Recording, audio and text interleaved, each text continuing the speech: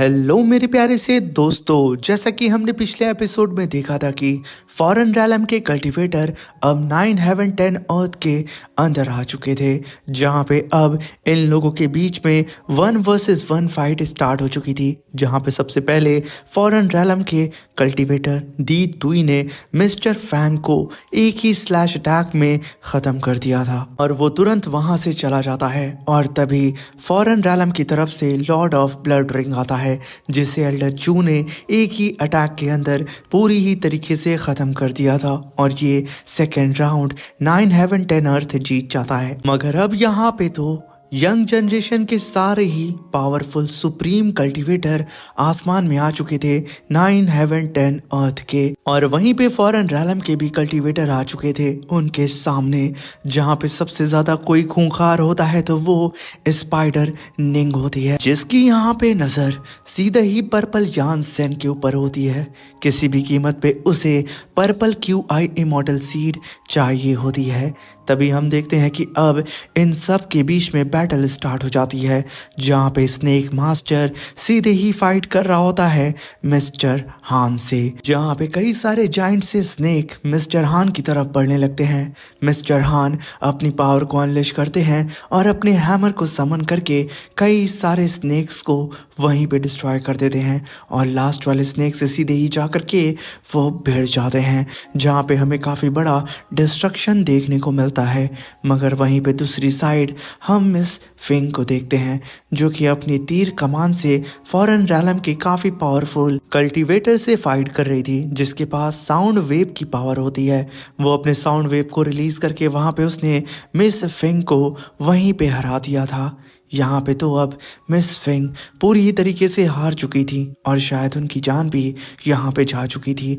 मगर तभी वहाँ पे मॉर्टल एकेडमी का पर्पल यान सेन वो वहाँ पे अपने साथियों को हारता हुआ देख करके पर्पल QI इमॉर्टल सीड को समन करता है और आसमान से पर्पल मून की बारिश करना स्टार्ट कर देता है।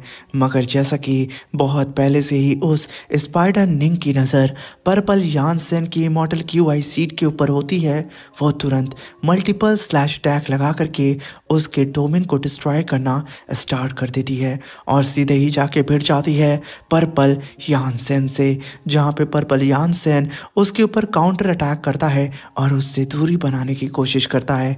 मगर वो स्पाइडर निंग उसको तो 1 सेकंड का भी टाइम नहीं देती है।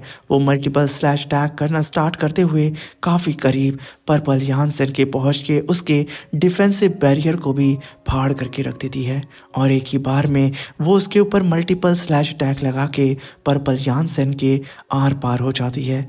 जहाँ पे हम देखते हैं कि पर्पल यानसेन के फेस पे काफ़ी गहरा कट लग चुका था और जैसे ही कुछ पल बीतता है, पर्पल यानसेन की पूरी बॉडी वहीं पे ब्लास्ट हो जाती है और वो मारा जाता है।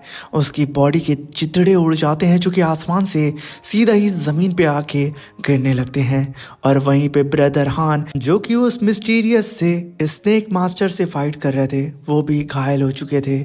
जहाँ पे पर्पल यानसेन की बॉडी के टुकड़े उनके ही साथियों के सामने पड़े होते हैं और वहीं पे पूरी ही तरीके से घायल मिस्टर हान उसी के बगल में पड़े होते हैं।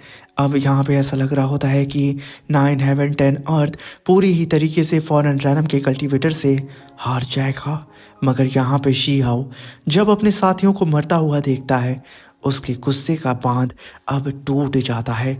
वो गुस्से में आकर के अपनी थंडर पावर को रिलीज करना स्टार्ट कर देता है और तभी वहाँ पे शी हाउ के हाथ में अपीयर होती है डिवाइन बोन, जिसकी पावर यहाँ पे शी हाउ लगातार बूस्ट करना स्टार्ट कर देता है और अपने ऑरा प्रेशर को चारों ही तरफ रिलीज करना स्टार्ट कर देता है। जहाँ पे उसके बगल में उसका ही थर्ड ब्रदर भी खड़ा होता है, जो कि शी हाउ की फाइट में साथ दे रहा था। तभी शी हाउ उस डिवाइन बोन की पावर को सीधा ही एब्जॉर्ब करने के लिए दे देता है अपने थर्ड ब्रदर को, और जैसे ही उसका थर्ड ब्रदर उस डिवाइन बोन को एब्जॉर्ब करता है, उसकी बॉडी के अंदर से एक डिवाइन एनर्जी बाहर निकलती है और उसके चारों ही तरफ गोल्डन ड्रैगन अपीयर हो चुका था। अब यहाँ पे शी हाउ का ब्रदर सारे के सारे फॉरेन रैलम के कल्टीवेटर से जाके भिड़ जाता है और वहीं पे हम 9 ब्लैक ड्रैगन को देखते हैं, जो कि अपनी yin and yang immortal seed की पावर का इस्तेमाल करके वो अपने सामने मौजूद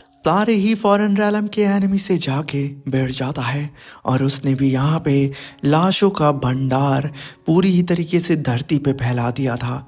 मगर यहाँ पे हम देखते हैं कि वो स्पाइडर निंग यहाँ पे अब उसकी नज़र शी हाओ के ऊपर होती है। वो यहाँ पे शी हाओ को हल्के में ले रही होती है और वहीं पे शी हाओ अपनी पावर को लगातार अनलिश किए जा रहा होता है। और तभी वही स्पाइडर निंग सीधे ही आकर के शी हाओ के ऊपर अपने स्पाइडर हैंड से अटैक कर देती है और उसे काटने की कोशिश करती है। मगर तभी शी हाओ अपनी पावर को अनलिश करके थंडर एम्परर आर्मर को समन करता है और उसके ऊपर काफ़ी पावरफुल थंडर स्ट्राइक करके उसे वहीं पे पीछे ढकेल देता है। उस स्पाइडर निंग ने ये सोचा भी नहीं था। मगर तभी शी हाओ बहुत ही तेज़ी से उसके करीब आता है और अपने हाथों से ही उसे पकड़ के बीच से फाड़ के रख देता है। शी हाओ ने एक ही बार में पूरे के पूरे बैटल फील्ड के अंदर अपनी दहशत फैला दी थी। तभी वहाँ पे शी हाओ चिल्लाते हुए कहता है कि और कोई है जो कि यहाँ पे मुझसे लड़ना चाहता है?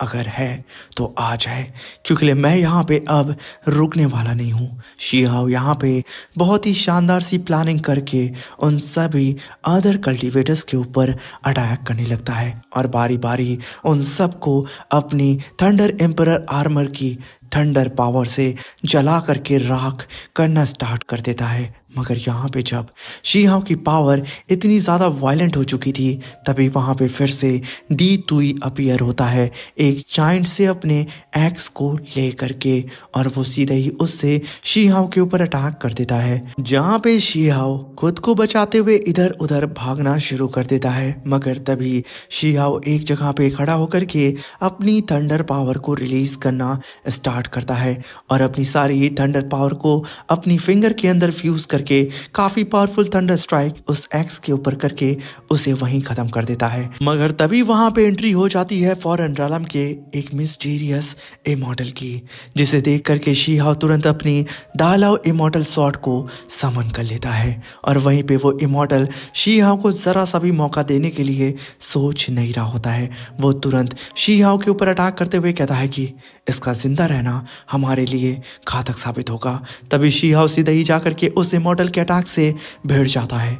मगर शी हाओ की दालाओ इमॉर्टल स्वॉर्ड उस इमॉर्टल के अटैक को एक ही बार में फाड़ करके रख देती है और जब उन सब की नज़र दालाओ इमॉर्टल स्वॉर्ड के ऊपर पड़ती है, सबकी आंखें चौंधी आ जाती है और तभी इन लोगों के क्लैश की वजह से इतना बड़ा ब्लास्ट होता है जहाँ पे ग्रेट एल्डर और उस रेड इमॉर्टल की जब फाइट हो रही थी और उन लोगों के क्लैश की वजह से उन लोगों के बीच में एक पोर्टल अपीयर हुआ था, जिसके अंदर ग्रेट एल्डर ने इन्वेस्टिगेशन करने के लिए अपने कुछ लोगों को भेजा था। वो पोर्टल पूरी ही तरीके से अब एक गेट के फॉर्म में अपीयर हो जाता है। इसके अंदर एक हिडन वर्ल्ड होता है और शायद इसी पोर्टल के अंदर अदर इमॉर्टल स्क्रिप्चर्स भी मौजूद हैं, जिसकी तलाश शी हाओ को रहती है और शी हाओ की इमॉर्टल दालाओ स्वॉर्ड की ही वजह से ये पोर्टल यहाँ पे एक्टिवेट हुआ था और शायद इसी चीज़ के लिए फॉरेन रैलम के कल्टीवेटर यहाँ पे 9 हेवन 10 अर्थ के ऊपर अटैक किए थे। मेरे प्यारे से दोस्तों, वीडियो अच्छी लगी हो तो 2K लाइक को कंप्लीट कर दें। मैं तुरंत इसका नेक्स्ट नॉवेल एपिसोड अपलोड कर दूंगा। Thank you for watching.